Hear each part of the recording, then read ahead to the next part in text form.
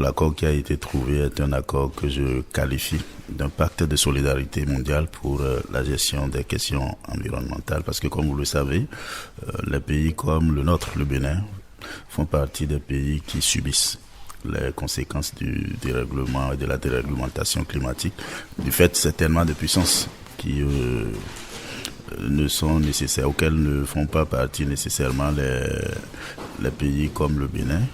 Le souhait que nous avons, et en termes de mots que vous demandez par rapport à cet accord, c'est que ce soit un accord qui soit réellement mis en œuvre, et ce de façon optimale, pour faire en sorte que ce rendez-vous, qui a été le rendez-vous, le dernier rendez-vous de l'espoir, si je puis m'exprimer ainsi, puisse effectivement faire renaître cet espoir-là et le concrétiser.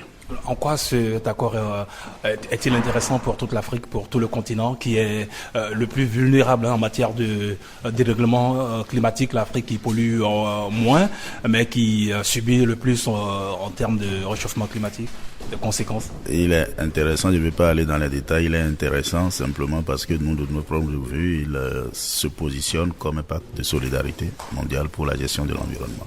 Je ne vais pas rentrer dans les détails puisque dans les détails, il reviendra à chaque pays en fonction de son dispositif institutionnel mis en place pour les questions environnementales de pouvoir tirer meilleur profit.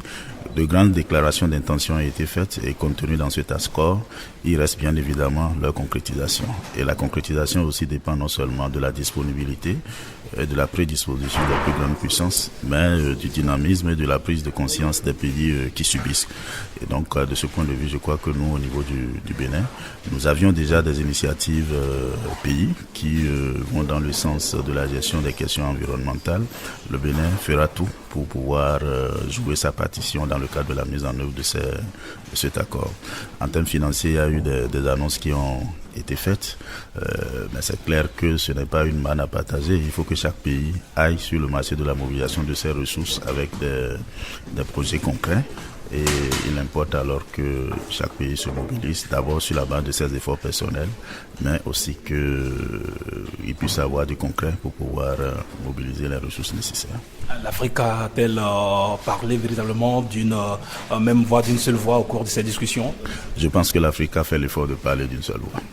Comment expliquez-vous les réticences de certains pays développés à adhérer à cet accord, un accord universel, notamment les États-Unis? Je ne saurais le dire puisque je ne suis pas de la diplomatie américaine.